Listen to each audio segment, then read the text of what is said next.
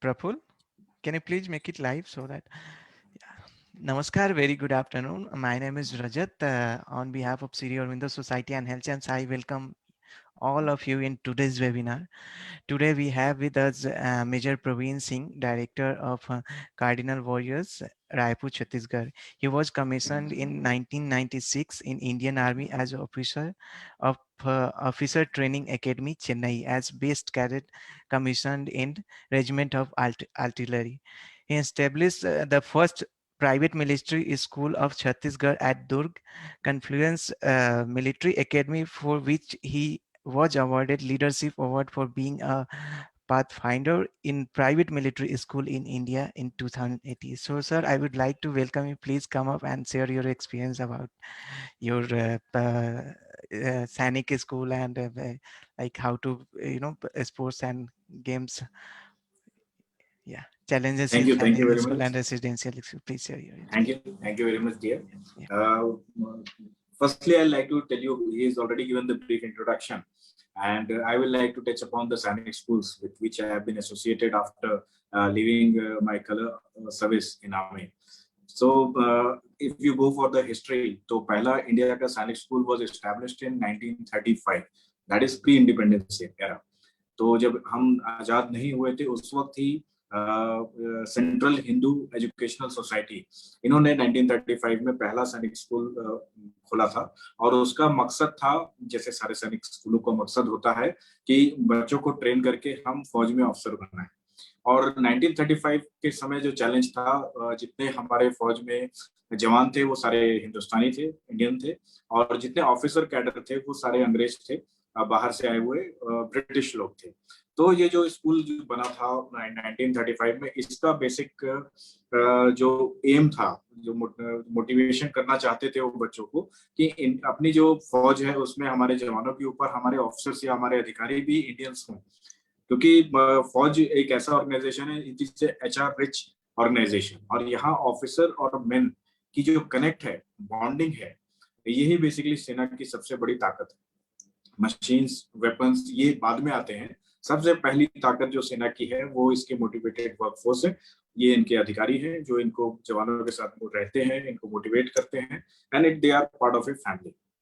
फिर 1961 में आजादी के बाद गवर्नमेंट ने ये देखा, एक स्कूल और होता था जो रॉयल इंडियन मिलिट्री एकेडमी होता था, वो अब आजादी के बाद इंडियन मिलिट्री राष्ट्रीय इंडियन मिलिट्री स्कूल बन गया, कॉलेज बन गया, जो कि देहरादून में है।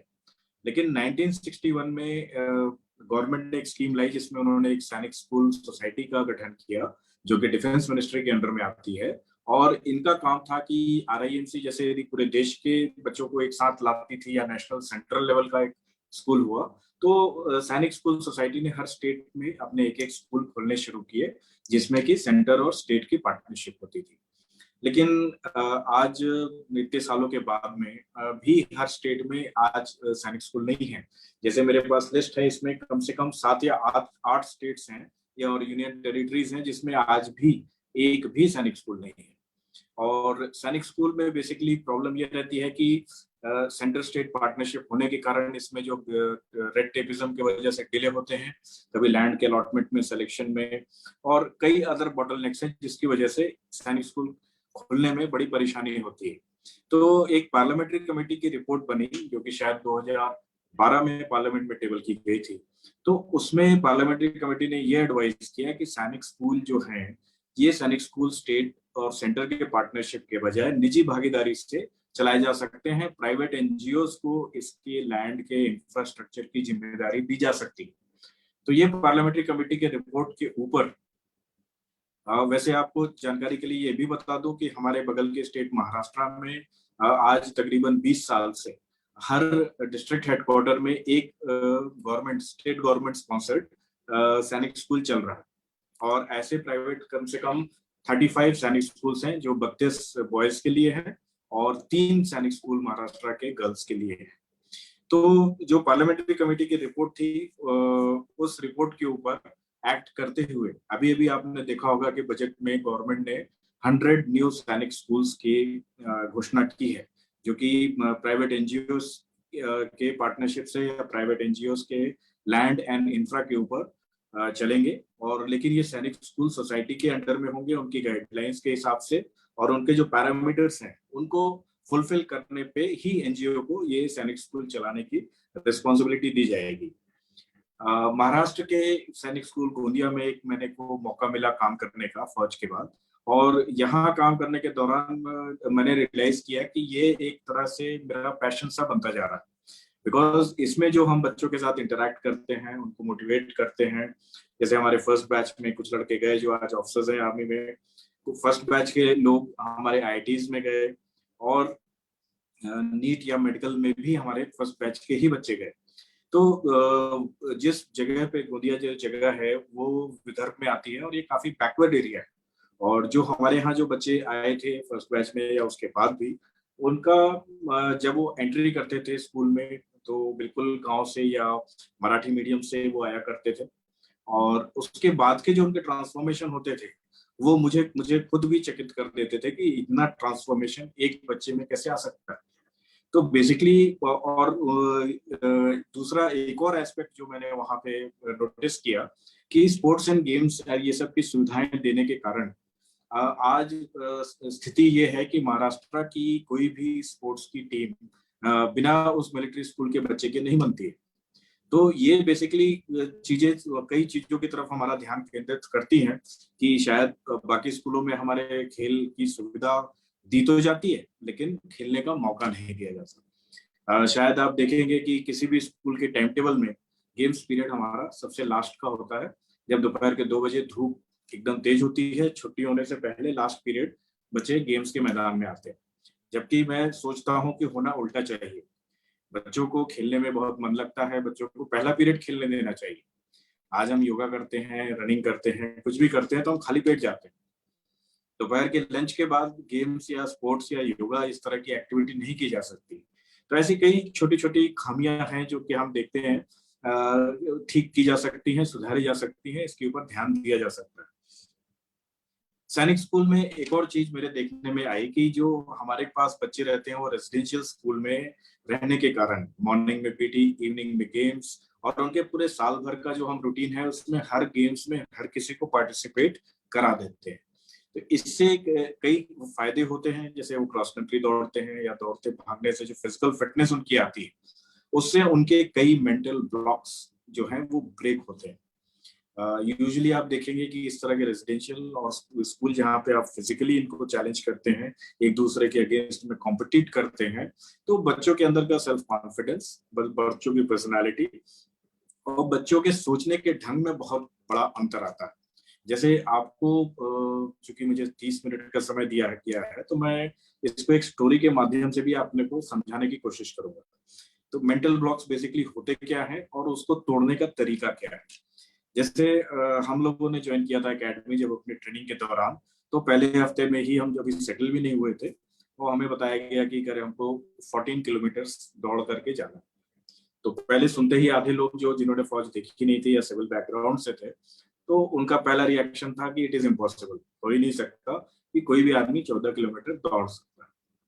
तो खैर पहले दिन दौड़े, कुछ चले और ये दौड़ कंप्लीट करके आए, लेकिन जो टाइमिंग्स चूंकि अच्छी नहीं थी तो अगले दिन हमें बताया गया कि हमें दिन में एक बार नहीं 2 बार दौड़ना पड़े, प्रैक्टिस ज्यादा करने की जरूरत है। तो हम दोपहर में मॉर्निंग में जाते थे रन के लिए और उसके बाद लंच के बाद फिर हम दौड़ने जाते थे, और ये प्रोसीजर पूरा 1 महीने तक चला। और जिसमें यदि किसी दिन हमारी परफॉर्मेंस या टाइमिंग्स कुछ कम हो जाती थी तो सारी की सारी एकेडमी हमारी दिन में कभी 3 बार भी दौड़ने चली जाती थी।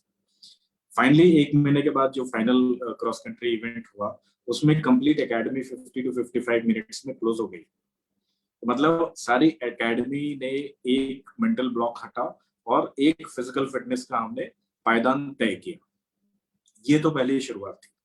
इसके बाद हमें फुल बैटल लोड्स के साथ में 25 किलोमीटर्स, 35 किलोमीटर्स, 40 किलोमीटर्स और कई बार नेविगेशन की गलती होने के कारण 60 किलोमीटर्स वॉकिंग करने का, दौड़ने का मौका मिला। तो ये सब एक जो मेंटल ब्लॉक्स 14 किलोमीटर से शुरू हुए थे और 60 किलोमीटर तक का मेंटल ब्लॉक जब फिजिकली हमने कर लिया तो वो ब्रेक हो गया। फौज में ड्यूटी के दौरान या पनिशमेंट के दौर पे हमने कई 40 किलोमीटर्स किए और कभी भी हमें ये नहीं लगा कि ये नहीं कर सकते। 40 किलोमीटर्स उसी तरीके से था जैसे आप अपने घर से साइकिल लेके या मोटरसाइकिल लेकर के अपने दोस्त से मिलने जाते हैं, उसी तरीके से हम लोग 40 किलोमीटर्स अपना रूट मार्च किया करते थे। तो ये बेसिकली होता है मेंटल ब्लॉक।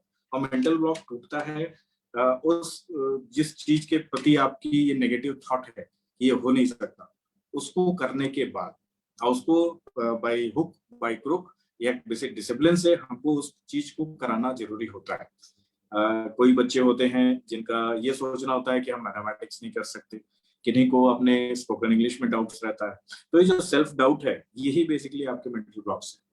और वंस आप उसको एक बार करते हैं, 2 बार करते हैं, धीमे धीमे करते करते इतने यूज्ड हो जाते हैं कि वो जो बेसिकली मेंटल ब्लॉक था वो आप भूल जाते हैं। वो डर या वो भय या वो फोबिया, जो भी आप कह लीजिए।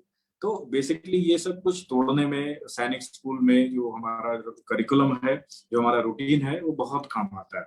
और बच्चों की जो पर्सनालिटी डेवलपमेंट है, जो कि एक्चुअली सारे स्कूल के ब्रोशर्स में होता जरूर है, पर एक्चुअली ऑन ग्राउंड उसके ऊपर शायद काम बहुत कम होता है। क्योंकि बच्चों की पर्सनालिटी, आज का जो नया आपका एजुकेशन पॉलिसी आया है, आप देखिएगा उस एजुकेशन पॉलिसी में भी बच्चों को काफी फ्रीडम दी गई है। चाहे वो उनके सब्जेक्ट की चॉइस की हो, चाहे उनके जो अर्ली एजुकेशन के टाइम पे ऑन टाइम लर्निंग हो। ये कुछ चीजें हैं जो कि बहुत ज्यादा इम्पोर्टेंट होती हैं।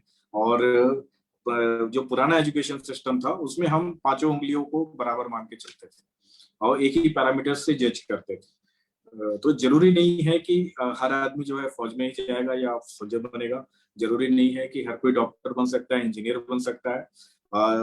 जिंदगी लाइफ में चॉइसेस बहुत है और हर आदमी अपने अलग तरीके से अपने किसी एक अलग काम के लिए बना हुआ है, जिसमें वो स्पेशलिस्ट है, जिसमें वो बेस्ट इन द वर्ल्ड है।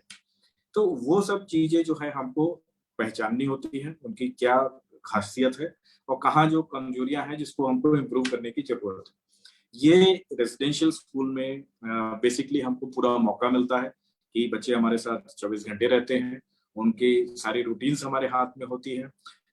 एक्स्ट्रा टाइम हमारे पास होता है, चाहे उनको एकेडमिक्स, फिजिकल, साइकोलॉजिकल या किसी भी तरह का सपोर्ट अगर हमको देना है, तो उसके लिए हमारे पास बहुत फ्रीडम होती है as compare to other school, जहाँ पे मॉर्निंग में आप जाते हैं और आफ्टरनून तक आप घर आ जाते हैं या इवनिंग तक आप घर आ जाते हैं। तो सैनिक स्कूल्स का ये बेसिक एक बेनिफिट बहुत बड़ा होता है कि इसमें आपको मौका बहुत ज्यादा मिलता है बच्चों को इंटरेक्ट करने का, बच्चों को ग्रूम करने का और बच्चों को सही रास्ते पे, सही डिसिप्लिन वे में आगे ले जाने का।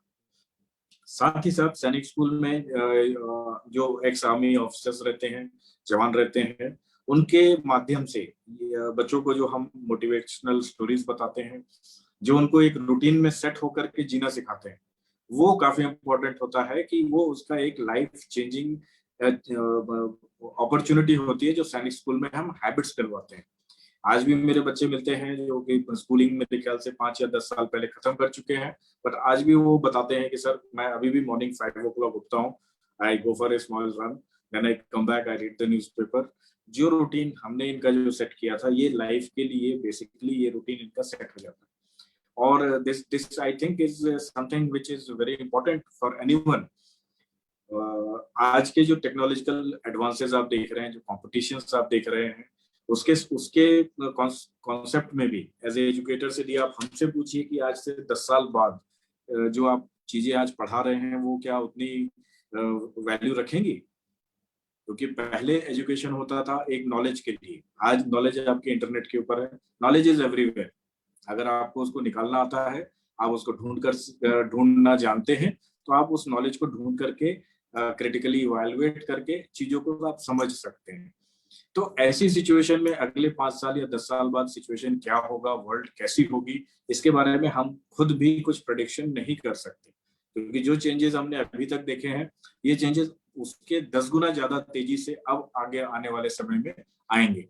बिकॉज टेक्नोलॉजिकल बैरियर्स जो हैं वो ब्रोकन हो चुके हैं, नई टेक्निक आ चुकी है जो कि रोज every day it's getting cheaper. तो वैसे में हमारे मैन पावर की, हमारे नॉलेज की क्या वैल्यू रह जाएगी? तो ऐसे समय पर एटलीस्ट इतना तो कंफर्म्ड है कि जो बेसिक क्वालिटीज है डिसिप्लिन, जो बेसिक क्वालिटीज है कैरेक्टर, इंटीग्रिटी, ऑनेस्टी, ये सारी चीजें तो सदाबहार हैं, ये चाहे कितने भी टेक्नोलॉजिकल एडवांसेस आ जाए, ये चीजें they are going to stay. और एज ए एम्प्लॉयर, जैसे आज हम ये सब चीजें अपने एम्प्लॉय में ढूंढते हैं, वैसे शायद 10 साल बाद भी ये बेसिक क्वालिटीज के मायने रहेंगे। तो इसलिए ये जो चीजें हम सैनिक स्कूल सोसाइटी में कोशिश करते हैं सिखाने की, समझाने की, या कहिए कि उसको उनके डीएनए में इंजेक्ट करने की, ये सारी चीजें मुझे लगता है कि ये काफी हद तक किसी भी सिनेरियो में हमारे बच्चों को तैयार करती हैं कि वो किसी भी सिचुएशन को अंडरस्टैंड कर सके, क्रिटिकली इवैल्यूएट कर सके, और जो अवेलेबल रिसोर्सेस हैं उसको यूज करते हुए उस सिचुएशन में बेस्ट अपना दे सके।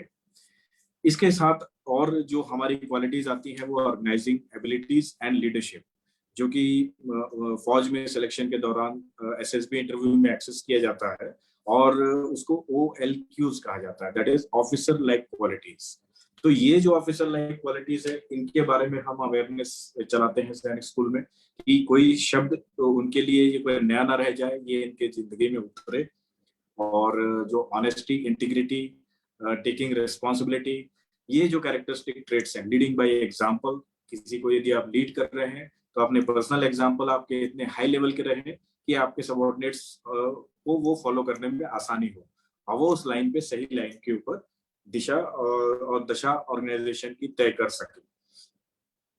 इसीलिए जो हमारे सैनिक स्कूल के बच्चे हैं, चाहे वो आर्मी, नेवी, एयरफोर्स ज्वाइन करें, या कोई भी ऑर्गेनाइजेशन, चाहे वो मीडिया हाउस हो, चाहे वो नॉन प्रॉफिट ऑर्गेनाइजेशन हो, एनजीओज हो, या मेडिकल फील्ड हो, आईआईटीज हो, या अपना पर्सनल बिजनेस हो, जहां पे भी काम आदमी करता है तो उस काम, उस ऑर्गेनाइजेशन में वहां का जो लीडर है, उसका सोच, उसका गाइडेंस, उसका जोश, उसका करंट, वो नीचे तक फ्लो होता है।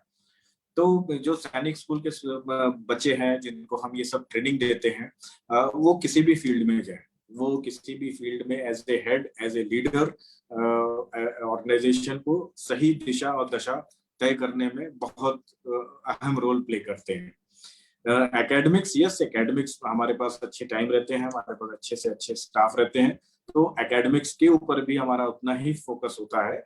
और जितने करंट ट्रेंड्स हैं, चाहे वो टेक्नोलॉजिकल एडवांसेस के हो, चाहे वो सिलेबस में या टीचिंग टेक्निक्स के हो, प्रोजेक्ट बेस्ड लर्निंग हो या प्रॉब्लम बेस्ड लर्निंग हो, ये जो नई चीजें आती हैं उसका सबसे पहले इम्प्लीमेंटेशन हमारे सैनिक स्कूल्स में या प्राइवेट मिलिट्री स्कूल्स में किया जाता है।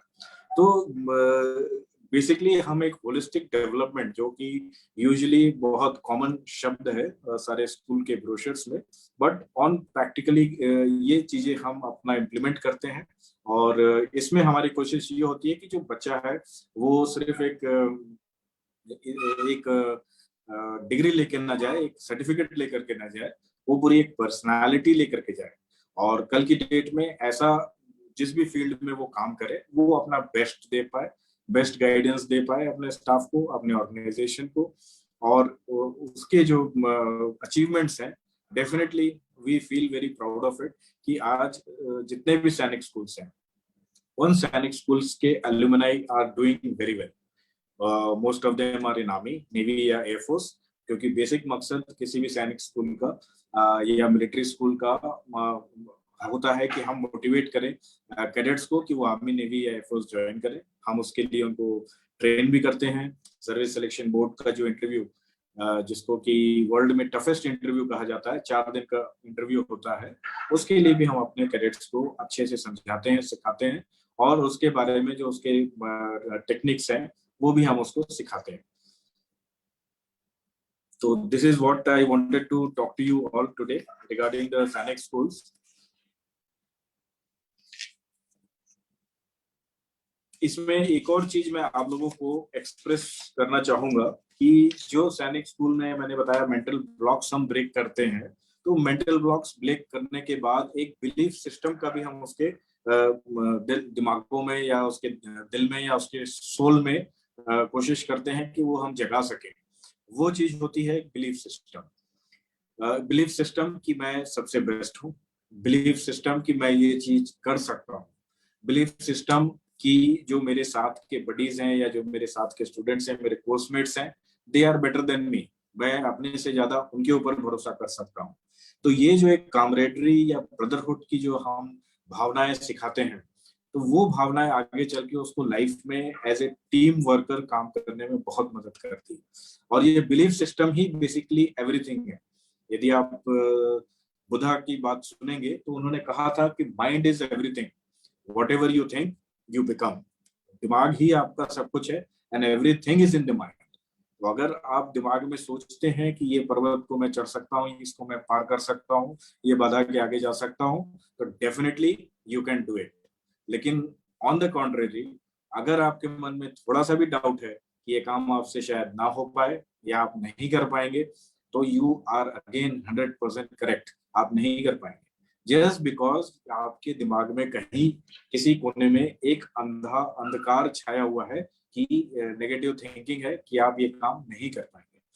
तो ये बेसिक बिलीफ सिस्टम्स होते हैं, जो बिलीफ सिस्टम्स हम कोशिश करते हैं कि अपने बच्चों के अंदर इंस्टिल करें कि impossible is nothing, nothing is impossible. साथ ही जो हमारे बच्चे होते हैं उनमें सारी सोल्जर्स की qualities like humility, humility is very important. Because जैसे आपने देखा होगा कि देश में कहीं पे भी कोई भी आपदा आती है तो सैनिकों को बुलाया जाता है, आर्मी, नेवी, एयरफोर्स। जब सिविल एडमिनिस्ट्रेशन फेल हो जाता है तब इनको बुलाया जाता है, और ये हर बार हमेशा 100% टाइम्स सक्सेसफुल होते हैं, अच्छे रिजल्ट्स देते हैं, अपने जान की बाजी लगा देते हैं, लेकिन पीछे नहीं हटते। तो ये आपको समझने की बात है कि ये कुछ सिविल का एक 16, 17, 18 साल का लड़का एनडीए के अंदर जाता है, 21 साल की उम्र में उसके कंधे पे सितारे लगते हैं, ऑफिसर बन जाता है, एंड वो पूरे देश की रिस्पॉन्सिबिलिटी अपने कंधों पे उठाता है। इट इज समथिंग अमेजिंग कि क्या क्या ऐसा जादू हो जाता है उस एकेडमी के अंदर जाने के बाद कि एक टीनेजर, एक यंग सा पड़ोस का लड़का इतनी बड़ी बड़ी रिस्पॉन्सिबिलिटीज ले सकता है, अपने जवानों की रिस्पॉन्सिबिलिटी, अपने देश की रिस्पॉन्सिबिलिटी। और ये बेसिकली एक जो चेटवुड प्रिंसिपल जो हमको सिखाया जाता है फौज में, उसके बेसिस के ऊपर उनका कंडक्ट होता है, उनका सोच होता है, उनका बिलीफ सिस्टम होता है। और वो चेटवुड प्रिंसिपल है, safety, welfare, and honor of the country comes first, always and every time. Safety, welfare, honor of your men you command comes next, always and every time. Your own safety, welfare, and honor comes last, always and every time.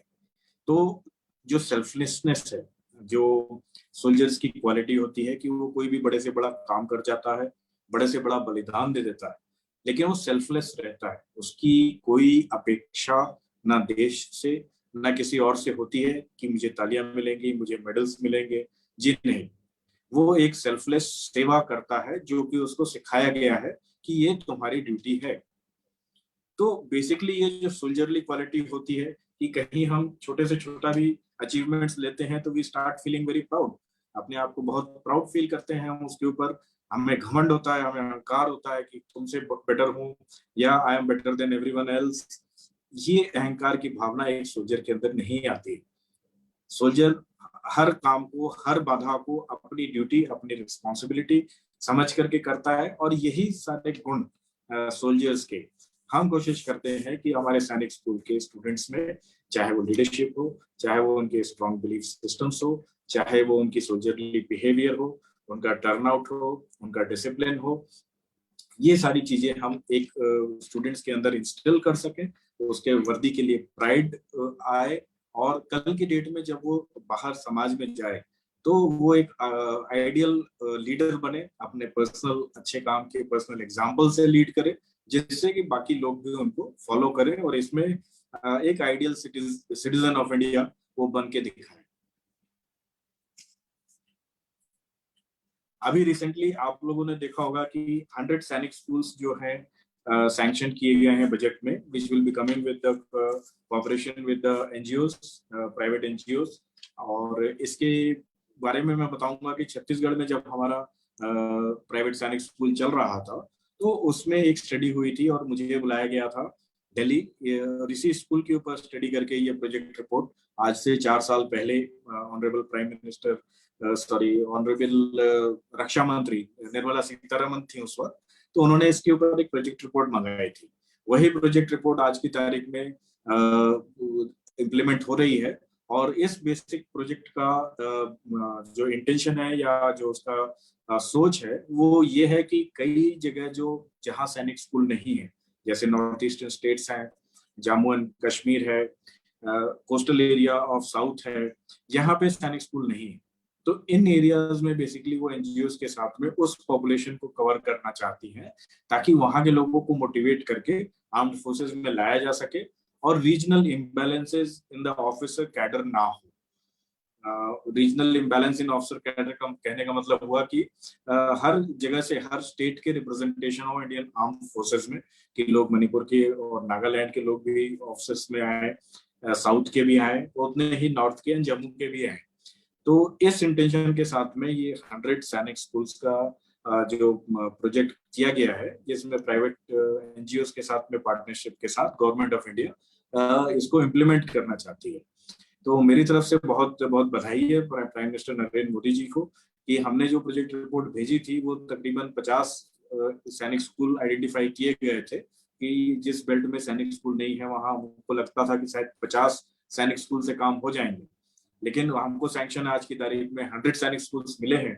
तो इससे ये देखा जा सकता है, माना जा सकता है, समझा जा सकता है कि सरकार भी उतनी ही आज की डेट में सीरियस है कि फौज के लिए जो ऑफिसर्स हैं वो हमको अच्छे से अच्छे मटेरियल मिले, अच्छे से अच्छे लोग मिले जिनमें जोश हो, जिसमें करंट हो और जिसमें देश की सेवा करने की भावना हो। आज भी हमारे ऑफिसर कैडर में तकरीबन 50% वैकेंसीज खाली जा रही हैं, बिकॉज जो फौज के इंटरव्यू होते हैं उसमें फौज अपने स्टैंडर्ड्स डाउन नहीं करती। अगर उन्हें 100 वैकेंसी में 100 के 100 एलिजिबल केपेबल बंदे मिलते हैं तो वो 100 के 100 वैकेंसी फिल करते हैं, और अगर उनमें से एक भी क्वालिफाई नहीं कर पाया तो 100 की 100 वैकेंसी वो खाली खाली जाने देते हैं, लेकिन वो अपने स्टैंडर्ड्स नहीं डाउन करते। यही रीजन है कि आज जो लीडरशिप आर्मी में है, जो मैं बता रहा था कि वो कभी फेल नहीं होते, 100% उनका परफॉर्मेंस रिजल्ट रहा है, और जब भी वो जाते हैं तो अपने टास्क या जो भी काम उनको मिला है वो कंप्लीट करके ही वापस आते हैं। तो इसका कारण बेसिकली हम इसी को एट्रीब्यूट कर सकते हैं कि जो सिलेक्शन प्रोसीजर है हमारे आर्म्ड फोर्सेस का वो बहुत स्ट्रिक्ट है और बहुत बिल्कुल क्लियर है और वेल डिफाइंड है, scientifically proven, psychologically proven methods हैं जो कि सालों से यूज किया जा रहा है, और उसमें कोई डायलूशन एक्सेप्टेबल नहीं है। जैसे और किसी ऑर्गेनाइजेशन में आप देखिएगा तो आप पाइएगा कि सिलेक्शन में कई तरह के सोर्सेज एक्सेट्रा के चांसेस रहते हैं। फौज में there is no such scope. आपको अगर फौज में ज्वाइन करना है तो आपके पास एक ही तरीका है कि आप उनके बताए सेट स्टैंडर्ड्स या मिनिमम स्टैंडर्ड्स से अपने आप का अपना स्टैंडर्ड्स ऊपर कीजिए और अपने आप में इंप्रूवमेंट्स लाइए, मेहनत कीजिए, और उसमें आप आकर के आप ज्वाइन कर सकते हैं। तो बेसिकली ये मेरे आज के सैनिक स्कूल के रिलेटेड जो भी चीजें मैं बताना चाहता था। पैंडेमिक सिचुएशन में इसको यदि आप नहीं करके देखते हैं तो पैंडेमिक सिचुएशन में हमारे जो बच्चे हैं काफी फिजिकली फिट रहते हैं, because we send them for running, और दौड़ने जाते हैं, गेम्स एंड स्पोर्ट्स में भी पसीना बहाते हैं। तो यूजुअली हमारे बच्चे physically they are quite very fit and the immunity उनकी अच्छी डेवलप्ड रहती है, because they play in mud, they play outside, AC environment से वो निकल करके धरती की मिट्टी से लौटते हैं, खेलते हैं। तो जिस वजह से उनके जो इन्फेक्शंस वगैरह होने हैं और जो उनकी इम्यूनिटी बननी है, उसके रेजिस्टेंस बनने हैं, वो अच्छे वेल डेवलप्ड रहते हैं। लेकिन ये जब तक पैंडेमिक सिचुएशन चल रही है रेसिडेंशियल स्कूल्स में, it is very difficult to maintain that social distancing, maintain that hygiene, और एक भी गलती होने से कंप्लीट स्कूल को इन्फेक्ट होने में ज्यादा टाइम लगने की गुंजाइश नहीं है, जिस तरह का ये वायरस है। तो इसमें इस सिनेरियो में आज की डेट में जो हमने आइडियाज लगाए हैं उसमें हम जूम क्लासेस में उनको फिजिकल फिटनेस की भी या योगा की भी क्लासेस कंडक्ट करा लेते हैं। साइकोलॉजिकल काउंसलर से हम उनकी काउंसलिंग भी करा लेते हैं, बिकॉज घर में रहते हुए अपने संगी साथियों से या स्कूल से अलग होकर के डेफिनेटली एक मन के ऊपर या साइकोलॉजी के ऊपर एडवर्स इफेक्ट तो पड़ता ही। तो we have to train them, we take that responsibility to train them while during the lockdown और any other problem which they are facing. वो जो हमको उनसे काउंसलिंग के समय बात होती है तो वो हमको रियलाइज होता है कि if anyone needs any help और असिस्टेंस तो वो साइकोलॉजिस्ट की तरफ से वो भी प्रोवाइड कराई जाती है। This is what all I have to say regarding the Sainik schools. और आपको अगर कोई किसी के सवाल हैं, कोई पूछना चाहते हैं तो यू आर मोस्ट वेलकम, आप पूछ तो सकते हैं। सर बहुत बहुत धन्यवाद, आप हमारे प्लेटफॉर्म पे आए, ये हमारे लिए बहुत ही गर्व की बात है। And this is the proudful moment कि आप जैसे लोग और सेना में अपने देश के लिए ऑलरेडी इतने योगदान दे चुके हैं, इतनी सेवाएं कर चुके हैं और still you are doing, thank you. तरीका कोई भी हो, बट अभी भी आप अपना जो योगदान है देश के लिए वो अभी भी दे रहे हैं। तो हमें श्री अरविंदो सोसाइटी की तरफ से, हेल्थ की तरफ से वी आर वेरी प्लेज्ड कि आपने आया और अपना एक्सपीरियंस आपने शेयर किया हमारे प्लेटफॉर्म पे। सर कभी कभी जैसे जब भी हम लाइक सैनिक स्कूल की बात करते हैं या फिर जैसे आपने बताया रेसिडेंशियल स्कूल आपने ओपन किया है, तो आम पब्लिक के लिए जो भावना होता है उनका जो सोसाइटी का, समाज का, वो थोड़ा सा बहुत ही अच्छे तरीके से या रिस्पेक्टफुल मैनर में, तो आई होप कि वहां भी जो लोग हैं वो उसी तरीके से लाइक आपके स्कूल में उनका मोटिव, जैसे अब कुछ लोगों को लगता होगा कि यस अगर हमारे बच्चे को फौज में जाना है तो हमें ये स्कूल सेलेक्ट करना चाहिए। जैसे आपने ऑलरेडी शेयर किया, यू हैड ऑलरेडी मेंशन कि हम फिजिकल ट्रेनिंग पे भी फोकस करते हैं और बच्चों को रनिंग के लिए मोटिवेट करते हैं, कैसे बच्चे फिजिकली फिट रहे, कैसे उनकी इम्यूनिटी अच्छी रहे, इन सब चीज़ों पे भी फोकस करते हैं। तो कुछ एक्सपीरियंस शेयर करें कि वहाँ के लाइक जो समाज है या आम पब्लिक है उनकी भावनाएं क्या रहती हैं आपके नहीं, स्कूल। बहुत सपोर्टिव रहते हैं। हम जी जैसे स्कूल खोले थे, हमने चाहे पुलिस में कोई छोटे मोटे काम की जरूरत पड़े, चाहे सरपंच के पास में कहीं भी हम जाते हैं और मतलब हमको इतना सपोर्ट मिलता है तो उसकी तो कोई मतलब कह नहीं सकते। कहीं से हमको कोई तकलीफ नहीं होती है। इवन जैसे हमने सबसे पहली बार जब ये दुर्ग वाला स्कूल खोला था तो एक पेरेंट आए, उन्होंने अपने बच्चे का एडमिशन कराया। तो फिर उन्होंने कहा कि वो मेरे से मिलना चाहते हैं। तो मैंने कहा कि ठीक है भाई, शायद डिस्काउंट वगैरह की बात है। मैंने कहा कि ठीक है, आप जो भी डिस्काउंट होगा कर देंगे, मैं थोड़ा जा रहा था। तो उन्होंने फिर भी नहीं माने और उन्होंने बुला करके मेरे को मिलाया और बताया कि मेरे सब्जी के खेत हैं और काफी बड़े, और मैं चाहता हूँ कि यहाँ मैं डेली सब्जी लाके अपने बच्चों को दूं।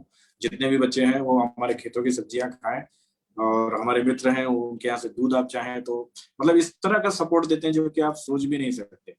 ठीक है, आप मतलब कहीं होता है कि आपको जाकर के कुछ मांगने की जरूरत है तो डेफिनेटली वो तो मिलता ही है। यहाँ बिना मांगे आपके लोग आते हैं, हेल्प करते हैं, सपोर्ट करते हैं।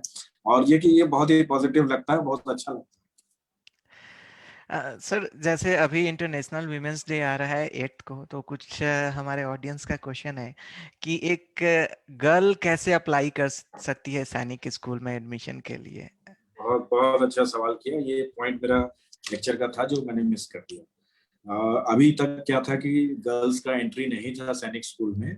जी और गर्ल्स की एंट्री अभी रिसेंटली शुरू की गई है, अलाउ की गई है। और मिजोरम के स्कूल में पहला बैच ऑलरेडी पढ़ना शुरू कर दिया है। प्लस एक सर्कुलर गया हुआ है जिसमें मेरे ख्याल से 5 या 6 सैनिक स्कूल्स जो गवर्नमेंट के सैनिक स्कूल्स हैं उसमें प्रपोजल मांगा गया है कि आप भी यहाँ पे गर्ल्स का सेक्शन चालू कीजिए। और जितने भी ये 100 सैनिक स्कूल आ रहे हैं जो प्राइवेट एनजीओ के पार्टनरशिप से आएंगे, उसकी प्रोजेक्ट रिपोर्ट में तो क्लियर कट एक सेक्शन सारे स्कूल में डिफाइंड है जो कि सिर्फ और सिर्फ गर्ल्स चाइल्ड के लिए होगा। और इसमें ये देखना है कि गर्ल्स के लिए शायद वो डे बोर्डिंग हो, बोर्डिंग फैसिलिटी ना हो, लेकिन गर्ल्स के लिए भी सैनिक स्कूल के भी दरवाजे खुल गए हैं और प्राइवेट सैनिक स्कूल के भी दरवाजे खुल गए हैं। और जो फौज में आप देख ही रहे हैं कि आज वो फाइटर प्लेन्स उड़ा रही हैं, आज आर्मी में भी हैं। ठीक है, तो पार्टिसिपेशन वो धीमे धीमे जो औरतों का या गर्ल्स का वो आता जा रहा है। और डेफिनेटली आगे वाले समय में आप देखेंगे कि सैनिक स्कूल के अलावा और भी एकेडमीज में शायद गर्ल चाइल्ड के लिए और एवेन्यूज ओपन होंगे और मौके उनके लिए बनेंगे। वेरी ट्रू सर, क्योंकि अभी तो हमारे जैसे इंडियन लाइक अभी तो मार्स मिशन में भी हमारे यहाँ से लोग हैं जो Yeah. गर्ल्स हैं सीजन Yes. नासा प्रोजेक्ट, और वो मंगल तक जब हमें पहुंचा रहे हैं तो अब सैनिक स्कूल में तो उनको एंट्री मिलना ही चाहिए। So that would be very grateful. And sir like जैसा कि आपने बताया कुछ चैलेंजेस आते हैं लाइक फाइनेंशियल प्रॉब्लम और लैंड एक्विजिशन के लिए कुछ प्रॉब्लम, तो किस टाइप का वो प्रॉब्लम आता है, सो दैट अगर आप थोड़ा सा शेयर करें तो हमारी काफी सारी ऑडियंस है, उनको जो आप लोग प्रॉब्लम फेस करते हैं उसके बारे में कुछ इंफॉर्मेशन मिलेंगे या दे प्रॉब्लम दीजिए। से जैसे मैं बता रहा था, जो प्रॉब्लम जो पार्लियामेंट्री कमेटी रिपोर्ट में बोली गई थी, वो प्रॉब्लम्स आती थी जब सेंटर और स्टेट के पार्टनरशिप से सैनिक स्कूल ओपन होते थे। तो सैनिक स्कूल के लिए बहुत बड़ा इंफ्रास्ट्रक्चर लगता है, 100 एकड़ मिनिमम लैंड होती है। वो स्टेट को आइडेंटिफाई करने में प्रॉब्लम होती है। छोटे स्टेट्स या जो हिली स्टेट्स हैं, कोस्टल स्टेट्स हैं, 100 एकड़ एक साथ गवर्नमेंट लैंड एक साथ मिलना, it is a very challenging job. और यदि वो मिल भी जाती है तो फिर वो सेंटर की टीम को पसंद ना आए। इसीलिए जो अभी जो उन्होंने जो ऑप्शन दिया है कि प्राइवेट एनजीओस के थ्रू आप लोग करना शुरू कीजिए, because there is lot of lands which are with the private players as well. और यदि प्राइवेट प्लेयर्स को इसमें सरकार से थोड़ा सपोर्ट मिलता है तो there are so many private players which want to do. Maharashtra में ऑलरेडी चल रहा है, एमईटी का मानेसर में प्राइवेट मिलिट्री स्कूल चल रहा है। तो ऐसे कई लोग हैं जो ऑलरेडी इस फील्ड में हैं और काम कर रहे हैं। और इसको ये गवर्नमेंट की तरफ से थोड़ा सा हेल्पिंग हैंड, थोड़ा सा भी सपोर्ट मिलने से ये अपनी लैंड के ऊपर अपने इंफ्रा में इन्वेस्टमेंट करके अच्छी से अच्छी फैसिलिटी दे करके कई और ज्यादा पॉपुलेशन को इस तरह की शिक्षा प्रोवाइड कर पाएंगे। Thank you so much sir. और सर एक और क्वेश्चन था मेरा, लाइक एनसीसी का भी बहुत इम्पोर्टेंट रोल है इसमें, जैसे काफ़ी सारे प्राइवेट स्कूल्स में मैंने देखा है वहाँ पे प्रिंसिपल्स को अपने जो बच्चे हैं गर्ल्स को बॉयज़ को बहुत सारे मोटिवेट करना पड़ता है कि प्लीज ज्वाइन एनसीसी। सो ये चैलेंजेस क्यों आ रहे हैं, like why they are not motivated to join NCC and motivation level as far as army navy या एयरफोर्स, उसमें थोड़ा सा कुछ कम तो आया हुआ है। पहले जैसे हमारे समय में था, हमारे अंदर बहुत जोश होता था, हमारे में बहुत अच्छा लगता था ड्रिल करना, पीटी करना, परेड करना, सल्यूट करना। स्कूल में भी हमने ये सब किया है और एनसीसी में जाना, ये एक तरह से काफी चीजें। लेकिन आज थोड़ा माइंडसेट लोगों का बदल रहा है, बच्चों का बदल रहा है। बहुत ज्यादा उनका मोबाइल्स, टैबलेट्स, टेक्नोलॉजी, इस तरह की चीजों की तरफ झुकाव ज्यादा होता जा रहा है। कैरियर में भी वो शायद आईआईटी, नीट, सीए, क्लैट, ऐसे 4 या 5 ऑप्शंस उंगली पे आप गिन सकते हैं जिसके बाहर वो देखना नहीं चाहते हैं। कई चीजें हैं, जैसे हमारे समय में कोई आर्ट्स में, कोई लैंग्वेजेस में, कोई किसी पोइट्रीज के ऊपर रिसर्च कर रहे हैं, कोई साइंस में रिसर्च कर रहे हैं। तो पीपल, ये नहीं था कि हम अपना करियर सिर्फ एक देखते थे कि हमको कुछ बनना है और कुछ अर्निंग पोटेंशियल बनाना है। एक होता था पैशन को फॉलो करना। ये शायद हम लोग की जनरेशन के लोगों में बहुत कॉमन था कि हम दिल की बात सुनते थे। आजकल हो गया है कि बच्चे शायद पापा मम्मी की बात सुनते हैं या किसी अपने फ्रेंड्स की बात सुनते हैं, बट दिल की बात वो नहीं सुनते कि उनका दिल क्या कर रहा है। उनका दिल कर रहा है गाने का, उनका दिल कर रहा है म्यूजिक बजाने का, लेकिन नहीं, वो आईआईटी की तरफ जा रहे हैं। तो हमारे क्लासमेट्स हैं, हमारे जूनियर हैं एक अभिजीत घोषाल जी, वो हमारे साथ पढ़ते थे। उन्होंने अपने दिल को फॉलो किया, सारेगामा उन्होंने 11 बार जीता और उसके बाद पार्टिसिपेट करना छोड़ दिया कि अब बस। तो Abhijeet is one of the person I can quote as an example, जो दिल की बात सुनते थे। हमने दिल की बात सुनी कि हमको फौज में जाना है, तो हम उसके पीछे पड़े। आजकल वो बच्चों के अंदर जो हम ये भी कोशिश करते हैं बच्चों को सिखाना कि अपना पैशन आइडेंटिफाई करो। हाँ, कैरियर चॉइस अपने आप आपकी बन जाएगी। सर हमारे साथ काफ़ी सारे टीचर्स जुड़े हुए हैं एंड काफ़ी सारे टीचर्स गवर्नमेंट स्कूल के टीचर, प्रिंसिपल्स और आम पब्लिक है हमारे ग्रुप पे, तो कुछ एक टिप्स देना चाहेंगे टीचर्स और प्रिंसिपल को जो इजीली मोटिवेट कर पाए बच्चों को एनसीसी और या आर्मी में जाने के लिए, फौज में जाने के लिए। बच्चों को मैं नहीं कहूंगा कि सिर्फ आर्मी या इसके लिए मोटिवेट किया जाए। टीचर्स को तो basically but teacher at least as a NCC teachers. Join करने के लिए उनको लाइक मोटिवेट करने के लिए ज़्यादा एफर्ट ना लगाना पड़े थोड़ा सा। एनसीसी ज्वाइन करने का मतलब ये नहीं है कि उनको फौज में ही जाना है। Correct, correct. Correct. नहीं, इसमें बेसिकली क्या रहता है, हर आदमी ना पांचों उंगली आपकी एक तरह की नहीं होती है। कुछ लोग के अंदर कुछ टैलेंट्स होते हैं, कुछ के अंदर कुछ टैलेंट्स होते हैं। तो बेसिकली एज ए टीचर हमारा काम होता है कि हम आइडेंटिफाई करें कि इसके अंदर स्पार्क कहाँ पे है। हमने सिर्फ एक माचिस की तीली लगाना है और उसके बाद वो बच्चे के ऊपर है कि वो छोटी सी आग बनेगा कि दावानल बनेगा। ठीक है, कि वो अपना पैशन कितना खींच के ले जाएगा, वो डिपेंड्स ऑन दैट किड। ठीक है, एज ए टीचर तो हमारा काम होता है कि हमको आइडेंटिफाई करना है कि हमें आग कहाँ लगानी है, हमने उसको कहाँ पे छूना है, कहाँ पे हमने टच करना है, ताकि वो रॉकेट बन जाए। अब कितना ऊपर जाए वो उसके ऊपर। Very true sir. Thank you so much sir, thank you so much thank for you, coming and आपने अपना एक्सपीरियंस शेयर किया। थैंक यू, थैंक यू बहुत ही वेरी गर्व मच। की बात। Thank you so much sir हमारे लिए। Thank you. Thank you.